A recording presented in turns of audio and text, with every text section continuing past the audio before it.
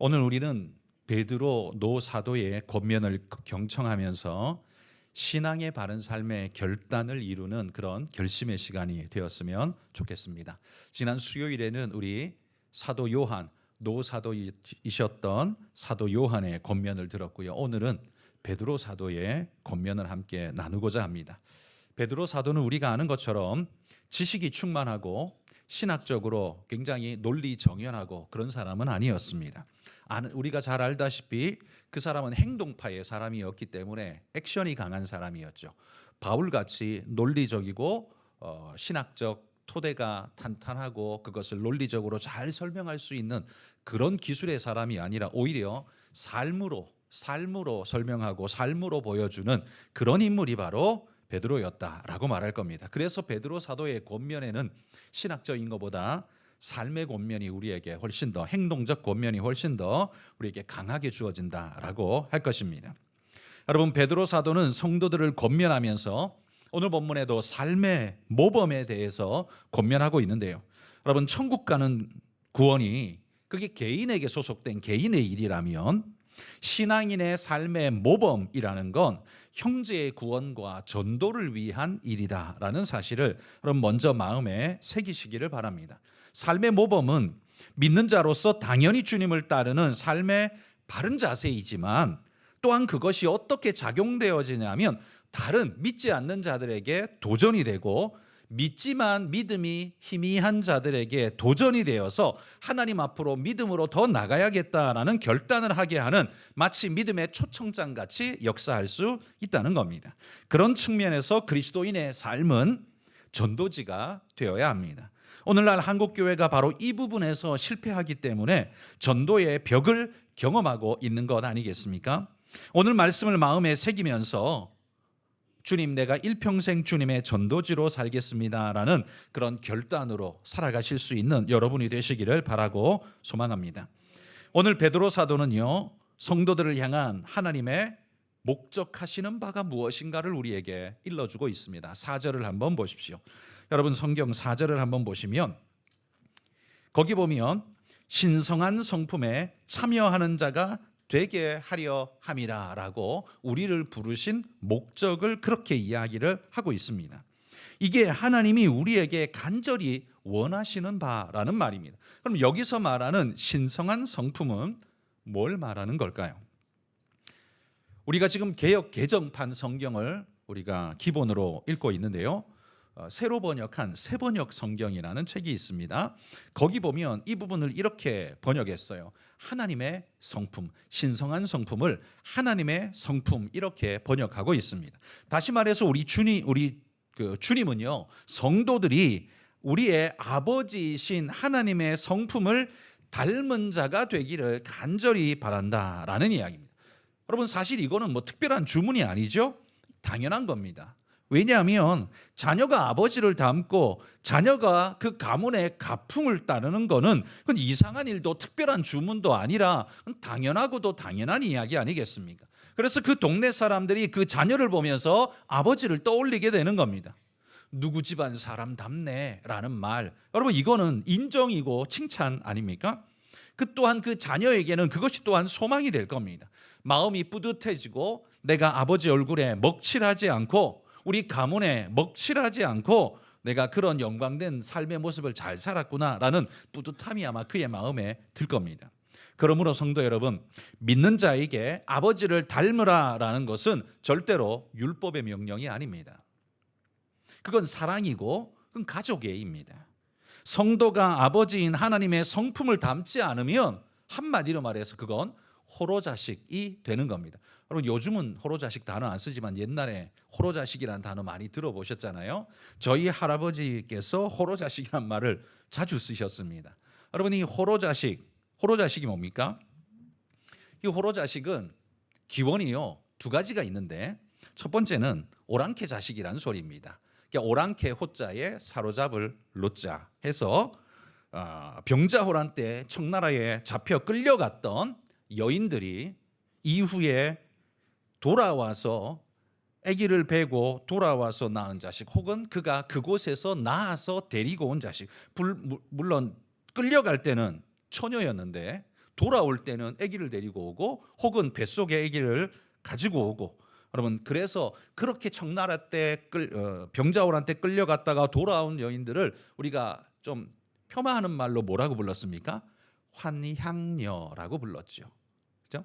고향에 다시 돌아온 여잔데 그건 욕이었습니다.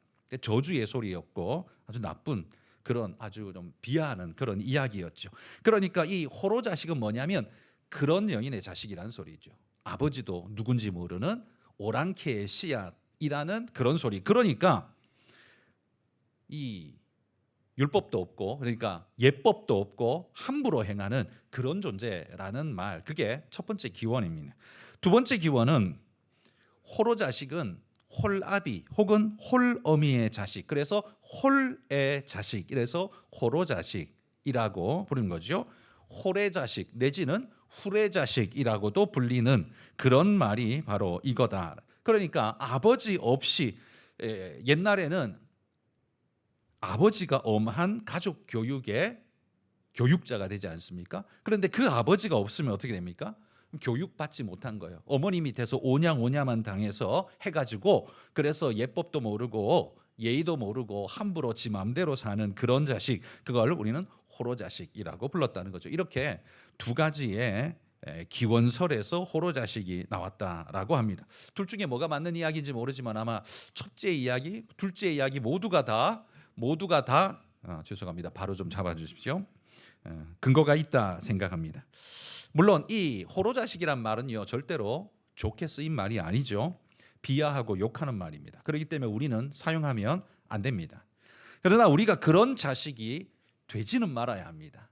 우리 하나님 아버지의 자식이라는 우리가 남들에게, 세상 사람들에게 호로 자식이라고 취급받아서는 절대 안 된다는 말이에요. 남들이 볼 때 본데 없이 막대 먹은 그런 모습을 나타낸다면 그건 자연스럽게 누구에게 욕이 돌아가는 거예요? 아버지에게 욕이 돌아가는 겁니다. 하나님께 욕이 돌아가는 겁니다. 우리가 바른 삶을 살아야 하는 건 구원받기 위해서가 아닙니다. 아버지를 욕되게 하지 않고 옳고 바른 인격으로 살아가기 위해서 그것은 우리에게 매우 필요한 삶의 자세다라고 하는, 구원하고 상관이 있는 게 아니라 하나님의 영광과 상관이 있는, 그리고 우리의 삶의 자세를 바르게 하는 바로 그것과 연관이 있는 모습이다라는 이야기죠.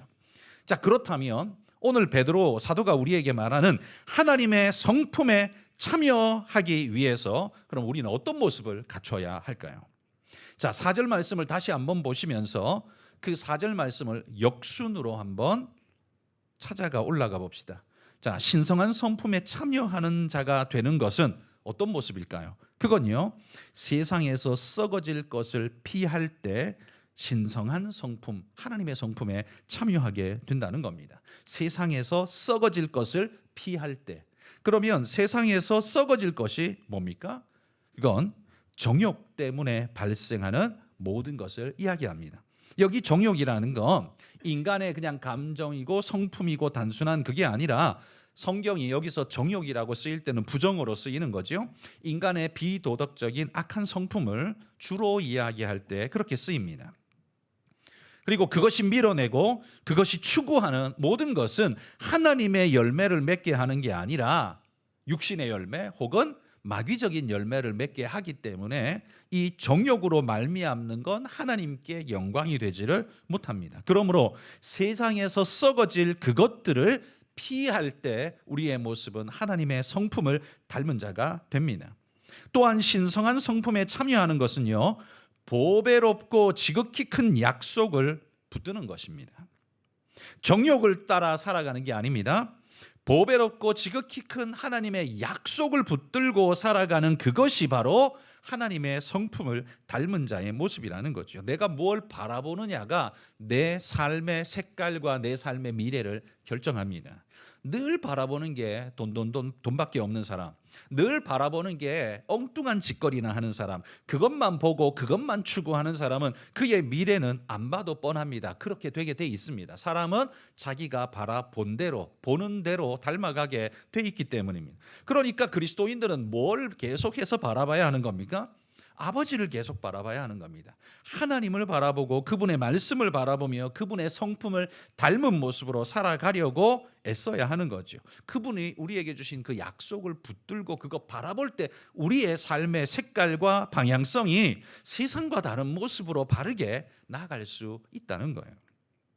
그러하기에 그의 삶의 태도가 정욕에 이끌리는 자들과는 다릅니다. 그들의 욕망을 함께 꿈꾸는 게 아니라 그들의 악한 방법에 동조하지 않습니다. 그래서 시편은 이런 사람을 복 있는 사람이다 이렇게 말하면서 시편 1편에 이렇게 이야기하죠. 우리 1절 2절 함께 읽어봅시다. 복 있는 사람은 악인들의 꾀를 따르지 아니하며 죄인들의 길에 서지 아니하며 오만한 자들의 자리에 앉지 아니하고 오직 여호와의 율법을 즐거워하여 그의 율법을 주야로 묵상하는 도다. 여러분, 호로 자식이 아닌 아버지 하나님을 사랑하고 그분의 가르침을 따라 사는 자는요, 삶이 언제나 정돈되고 올바릅니다. 믿음의 바른 사람은요, 그 사람의 삶을 보면 언제나 정돈되어 있고 올바릅니다. 그런데 여러분, 마귀에 사로잡힌 사람의 삶의 모습을 보셨습니까? 어지럽고 난잡하고 정신이 없습니다. 성경에 보면 사복음서에도 보면 귀신 들린 자가 자주 등장하는데 그 귀신 들린 자의 모습들이 다 어떻습니까? 다 어지럽고 정돈되지 못한, 그리고 짐승 같은 이런 모양새를 계속해서 나타납니다. 그게 마귀의 특징이기 때문에 그렇습니다. 그래서 마귀를 닮은 자는요, 그 삶이 지저분하고 더럽고 추잡스럽습니다. 그런데 우리는 어떻습니까? 하나님을 믿는 백성들은요, 깨끗하고 정돈된 걸 추구합니다. 악인의 악함에 동참하지 않으며 그걸 거절합니다. 이것이 바로 신의 성품에 참여하는 자의 모습이다라는 말이에요. 그러므로 5절에서 7절에 보시면 하나님의 성품에 참여하는 자들이 어떻게 살아야 할지를 구체적으로 이렇게 이야기하고 있습니다. 함께 읽어봅시다. 그러므로 너희가 더욱 힘써 너희 믿음의 덕의 지식을, 지식의 절제를, 절제의 인내를, 인내의 경건을, 경건의 형제의 우애를, 형제의 우애의 사랑을 더하라. 이게 하나님의 성품, 신성의 특징이다라는 말이에요.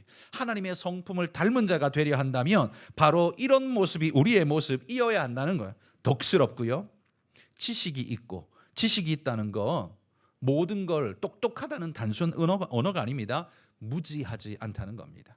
여기서 무지하지 않다는 건 여러 방면에서 많이 쓰일 수 있는데요. 여러분, 부모가 자식을 훈육할 때도요, 무식하면 안 됩니다. 무식하면 그 자녀의 이 성격이나 성품이나 환경이나 여건이나 상황을 고려하지 않고 쏟아붓는 자가 됩니다. 그러면 항상 자식은 억울함을 갖게 되고 그 억울함이 항상 짓눌리기 때문에 성격이 삐뚤어지게 만들어서 그 삐뚤어짐은 언젠가는 반드시 튀어나오게 되어 있습니다. 그래서 나중에 다 커서도 사춘기 같은 그런 삐뚤어진 모습이 튀어나오는 거예요. 그건 어디 가지 않습니다. 인간은 감정적인 동물이기 때문에 억압되어진 감정은 반드시 언젠가는 용수철처럼 그 탄성에 이게 눌려 있는 게 한계에 이르면 언젠가는 터지게 돼 있어요. 그래서 막지 누른다고 해서 이게 답이 되는 게 아니에요. 그거는 문제를 연기시켰을 뿐이에요. 지금은 무서워서 찍소리 못하지만 언제 터져요? 내일 터져요. 모레 터져요. 내년에 터져요. 그때는요, 이유 없이 터지는, 약간 보면 쟤 왜 저래? 라고 생각할 만한 상황에서 터질 수 있다는 말이에요. 여러분, 우리가 우리 자식들을 무지하게 훈육하면 그런 일들이 벌어진다는 거예요. 그래서 무지하다는 게 얼마나 죄가 되는지 모릅니다. 나는 바른 거 가르쳤어 라고 말하겠지만 무지하게 가르치면 그건 죄가 되는 거예요. 그리고 절제가 있고 인내하고 경건하고 형제 우애가 있고 사랑을 나타내는, 바로 이게 하나님의 성품적 특성이다라고 말하는 것이고, 바로 이것이 하나님의 자녀된 우리가 보여줘야 할, 우리에게서 나타나야 할 그런 아름다운 향기다라고 지금 말씀하고 있는 겁니다. 여러분, 돈 많은 자처럼 돈 버는 데 소망 두는 것, 그게 아니고요. 돈 버는 게 싫다는 것도 아니고 나쁘다는 것도 아닙니다.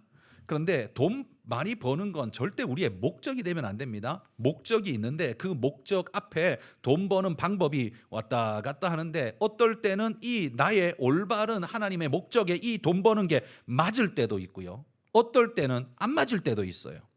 그러니까 돈 버는 것에 목적이 있는 자는 항상 돈 버는 게 옳지만 하나님의 백성은 돈 버는 게 목적이 아니라 그 너머에 하나님의 말씀, 하나님의 뜻이 목적이기 때문에 이 돈 번다라는 이 우리 삶의 필요가 왔다리 갔다리 하면서 어떨 때는 맞고 어떨 때는 안 맞아요. 그래서 그걸 인정하는 거예요. 그래서 이게 우리의 목적이 아니라는 걸 인정하기 때문에 하나님의 뜻과 부합할 때는 우리는 거기에 최선을 다합니다. 그런데 그게 하나님의 뜻에 부합하지 않고 하나님 목적에서 삐뚤어져서 엉뚱하게 작동할 때는 그걸 끊어버립니다. 그 용기가 있는 자, 그게 바로 목적이 하나님께 바로 있는 그 믿음의 사람의 모습이라는 거예요. 권력을 가지고 자기 마음대로 사람을 휘둘러 보고자 하는 자, 그런 자 아닙니다. 우리의 소망은요, 주님 닮은 모습으로 내 삶의 양태가 나타나는 것, 색깔이 나타나는 것, 그게 바로 우리의 소망이다라는 거죠. 돈 많은 자, 권력 가진 자, 인기 있는 자의 그런 모습이 아니라 주님 닮은 자의 모습이 향기로 내게 나타날 수 있기를 여러분 갈망하면서 그렇게 기도하시는 분들이 되시기를 소망합니다. 여러분 돈만 열심히 버는 건, 돈 버는 것도 어렵지만요, 그건 오히려 쉬운 일이에요. 뭐가 어려운 일이냐면 열심히 돈 벌면서, 돈 번다는 표현이 좀 그런데 열심히 성실하게 살면서 하나님의 뜻에 부합하게 항상 그 기준으로 사는 거, 이게 어려운 거지 그냥 돈만 열심히 버는 건 그리 어려운 일은 아닐 거라고 생각합니다. 물론 어렵지만요, 이거보다는, 후자보다는 훨씬 쉬울 거라고 생각합니다. 그리스도인은요, 그래서 바로 이 부분을 놓치지 말아야 합니다. 그래서 돈 많이 벌면 하나님 복 주셨네라는 단어를 쓰는 걸 주의하셔야 됩니다. 누가 잘 나가면, 승진하면 하나님이 복 주셨네라는 말을 쓰는 걸 쓰지 말라는 말은 아닌데, 그게 항상 그렇게 쓰시면 그게 복일지 아닐지 어떻게 알아요? 복이 되기를 원한다고 말해야 사실은 그게 정상이죠. 그게 당신에게 복이 되기를 원합니다. 합격한 그게 당신에게 복이 되기를 원합니다. 이번에 돈을 많이 버신 게 당신에게 복이 되기를 원합니다 라고 해야 맞지, 돈 번 걸 복이라고 말하는 건 성경적이지 않아요. 그건 미신적인 거죠, 한마디로 보면. 그리고 세상적인 거죠. 삐뚤어진 겁니다. 여러분 우리의 개념이 그렇게 바르게 되기를 소망합니다. 하나님 앞에 그 중심이 항상 바로 박히려고 몸부림했던 다윗이 얼마나 하나님을 갈망하며 찾았는지 여러분도 성경 속에서 잘 아시죠. 그가 깨달은 신의 성품, 하나님의 성품이 무엇인지 그는 그의 시편 5편에서 이렇게 이야기합니다. 시편 5편이 굉장히 길기 때문에 12절까지 읽을 텐데요. 자, 제가 한 절, 여러분 한 절 이렇게 나눠서 읽겠습니다. 여호와여 나의 말에 귀를 기울이사 나의 심정을 헤아려 주소서.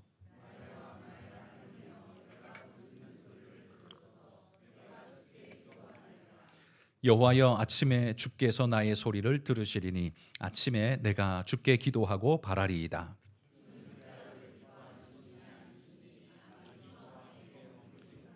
오만한 자들이 주의 목전에 서지 못하리이다. 주는 모든 행악자를 미워하시며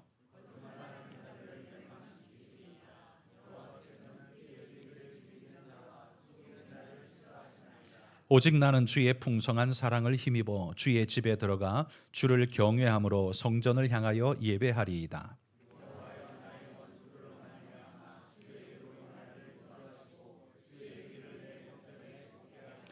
그들의 입에 신실함이 없고 그들의 심중이 심히 악하며 그들의 목구멍은 열린 무덤 같고 그들의 혀로는 아첨 하나이다.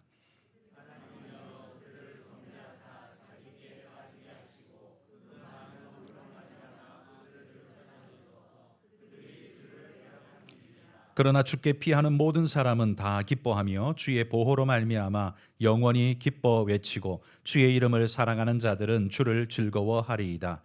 여호와여 주는 의인에게 복을 주시고 방패로 함같이 은혜로 그를 호위하시리이다. 아멘. 여러분 돈 많이 버는 것이 유일한 목적이 되어버린 오늘 이 시대는 사실 소망이 없습니다. 돈이 많고 적고가 우리의 소망이 될 수가 없기 때문에 그래요. 돈에 소망을 둔 자는 반드시 부패하고 썩어진 삶을 살게 되어 있습니다.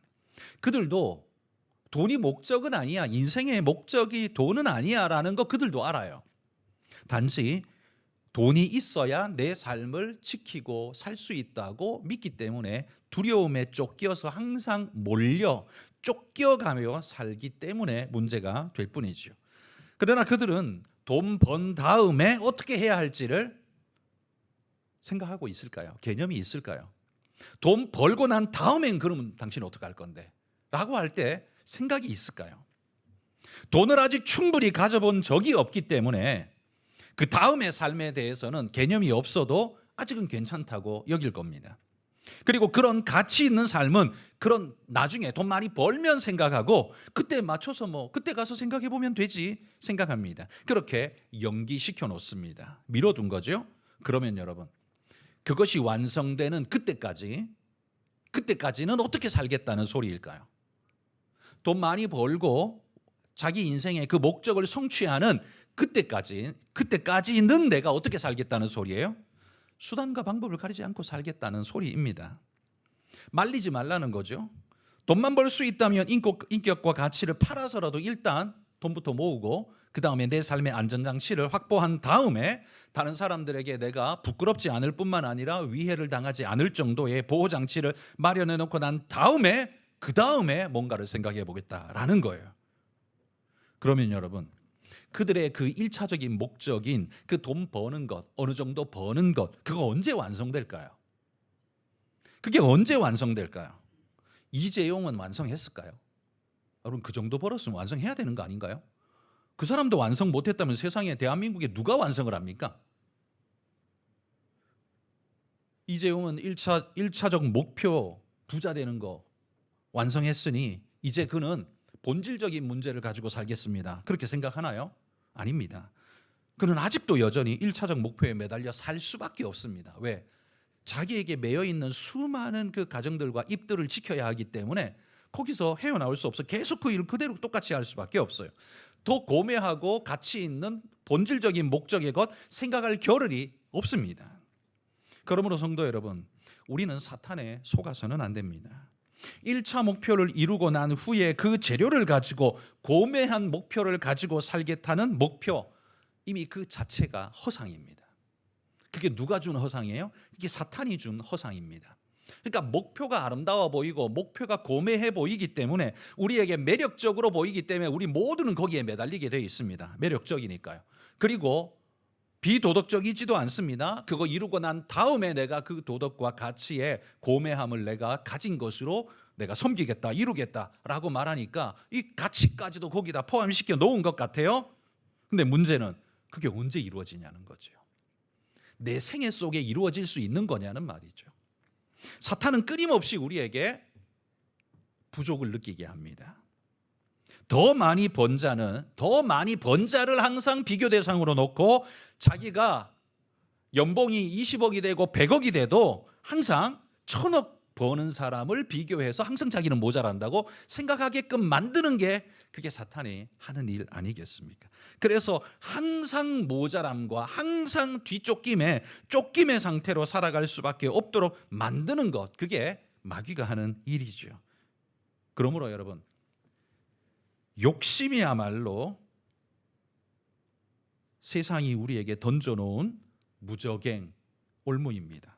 여러분, 성경에 무저갱 계시록에 보면 나오는데 그 무저갱의 용도가 뭐냐면 마귀 사탄을 가두어두는 구류의 장소, 감옥의 장소 같은 곳이 무저갱입니다. 무저갱의 말 뜻은 한자어 그대로입니다. 끝이 없는 갱도, 그게 무저갱입니다. 위에서 던져 넣었는데요, 깜깜해가지고 끝이 어딘지 안 보여. 던져 넣었어요. 그럼 이게 끝이 어딘지 들으려면 뭔가 바닥에 딱 닿는 소리가 들려야 그게 끝이잖아요. 근데 던져 넣었는데 1년이 지나도 안 들리고 3년이 지나도 안 들리고 10년이 지나도 안 들리고 계속 떨어지는 곳, 거기가 어디야? 거기가 무저갱이라는 말이에요. 사탄을 하나님이 거기다 가두신다고 성경에 보면 계시록에 나옵니다. 결코 채울 수 없는 구덩이, 그게 무저갱이에요. 근데 인간은요, 무욕이라는 무저갱에 빠지면 바닥을 치고 올라온다. 1차 목표를 이루고 나면 고매한 가치로 나아가겠다. 절대 불가능합니다. 왜냐하면 바닥이 없기 때문입니다. 무저갱이기 때문에 그래요. 그래서 인간은요, 악해서가 아니라 약해서 그렇습니다. 내가 조금 없지만 그래도 하나님 말씀대로 살 수 있고 그렇게 살겠습니다. 바로 그 결단을 하나님은 원하시는데, 사람은 두려움 속에 어떻게 해요? 내가 안전장치를 마련해 놓고, 내가 그래도 뭔가 좀 할 수 있을 만큼 벌어놓고, 내가 할 거 해놓고, 그 다음에 그것 가지고 내가 좀 도울 수 있는 거 도울게. 근데 그거 언제 하는데요? 죽을 때까지 해도 못해요. 이재용도 못해요. 존순왕도 못할걸요? 누가 하겠습니까? 그게 바로 무저갱이라는 말입니다. 그러므로 여러분, 우리는 계속해서 사탄에게 속고 있는 겁니다. 끊임없이 그 무저갱이라는, 그 돈의 무저갱이라는 것 속에 우리 모두는 던져져서 바닥을 치면 올라오겠다라고 하는데 아직도 바닥이 아니야. 나이가 70이 돼도 바닥이 아니야. 80이 돼도 바닥이 아니야. 죽을 때까지도 바닥이 아니야. 그럼 언제 치고 올라갈 거예요? 평생 절대 못 치고 올라가요.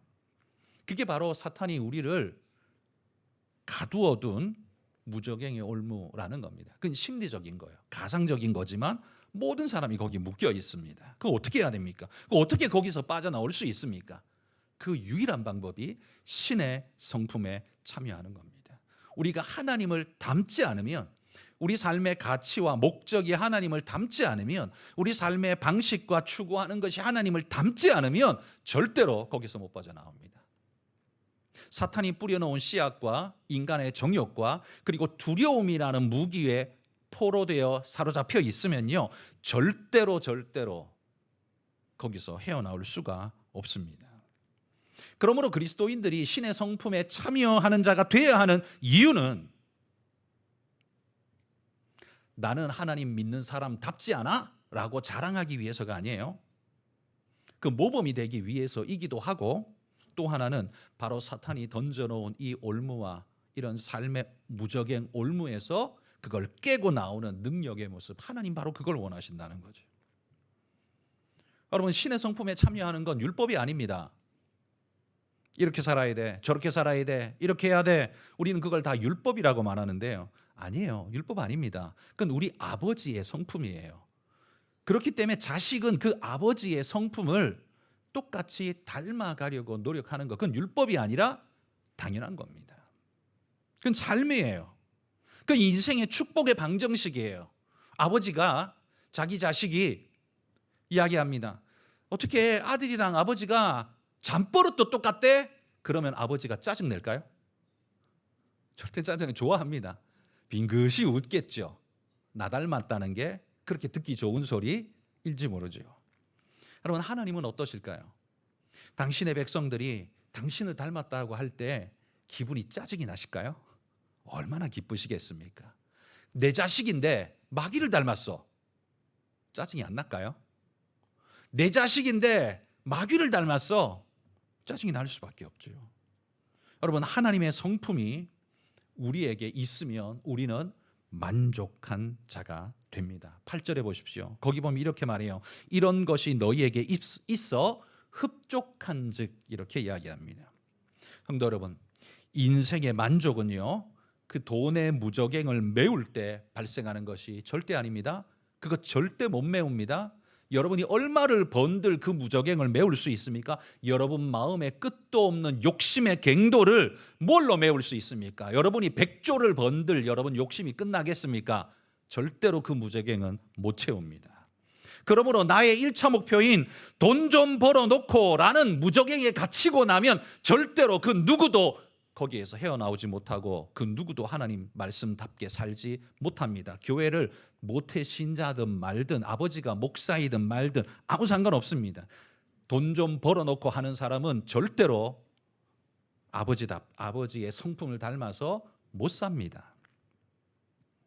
여러분, 인생이 스스로 잘못 살았다는 거 언제 깨닫습니까?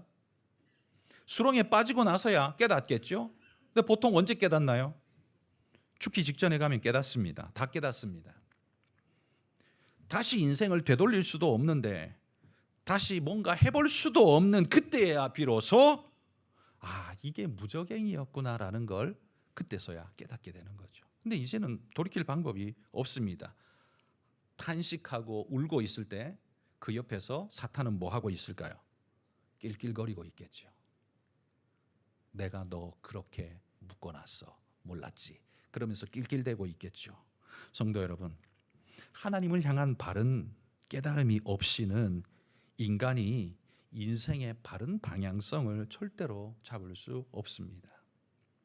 그러니까 하나님의 고매한 가치를 생각하지 못하면 우리는 어떻게 사냐면 세상이 말해놓은 그 가치대로 평가하며 어떻게든 살아가려고 합니다. 그러니까 생각이 얕으면 세상의 가치를 차용해서 내 가치로 산단 말이에요. 성경의 말씀이 내 안에 없으면 하나님 말씀으로 내 삶의 기준을 잡는 게 아니라 세상이 가치 잡아놓은 그걸 내 가치로 차용해서 산단 말이에요. 이게 무슨 말인지 이해되시죠? 그렇게 사는 사람은 절대로 세상 못 채웁니다. 그 무적행 절대로 못 채워줍니다. 그래서 항상 끌려다니고 매여다닐 수밖에 없습니다. 삶이 세상과 똑같아집니다. 그러나 하나님으로 말미암아 그 기준이 바뀌고 삶의 방향성이 달라진 사람은 세상의 가치를 차용해 오지 않습니다. 하나님의 가치를 내 가치로 삼습니다. 그래서 그때부터 삶의 자세가 달라지는 겁니다. 세상 사람들이 볼 때 쟤는 왜 저래? 라고 말이 나와야 그게 정상이란 말이에요. 세상 사람들이 볼 때 이해가 잘 되네. 교회 가니까 부자 되네. 잘 되네. 잘 될 때는 좋죠. 병들면요. 예수 믿는데 왜 병들었어? 예수 믿는데 왜 대학 떨어졌대 자식이? 아니 그렇게 밤낮 없이 교회 가더니만 왜 그렇게 사업이 망했대? 여러분 이 말은 세상적 개념으로 보니까 이럴 수밖에 없는 거예요. 그건 하나님의 개념이 절대 아니죠. 여러분 인간은 돈 많고 여유 있을 때 행복한 게 아닙니다. 하나님을 향할 때 그때가 인간은 가장 아름답습니다. 인간이 언제 빛이 납니까? 하나님의 은혜가 내 안에 충만할 때 그 얼굴에 빛이 납니다. 설화수를 쓰지 않아도 빛이 납니다. 여러분 그 얼굴이 천사의 얼굴이 되고 그 웃음은 100만 불짜리 미소가 될 것이며 사람들에게 평안과 신뢰를 주는 바로 그런 사람이 될 겁니다. 여러분 우리가 주님으로 충만하면 바로 그런 모습이 될 겁니다.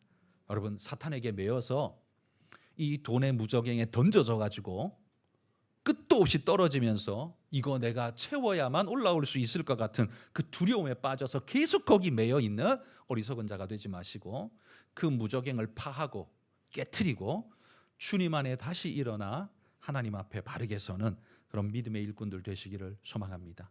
성도 여러분, 교회가 욕먹는 시대이지만 세상이 몰라서 그렇다. 여러분 그런 말로 그냥 대충 때우고 넘어가려고 하지 말고 그냥 한마디로 말해. 우리 호로 자식 되지 말고 우리 아버지의 자식다운 면모를 나타내는 여러분 그런 믿음의 일꾼들이 다 되시기를 주의 이름으로 축복합니다.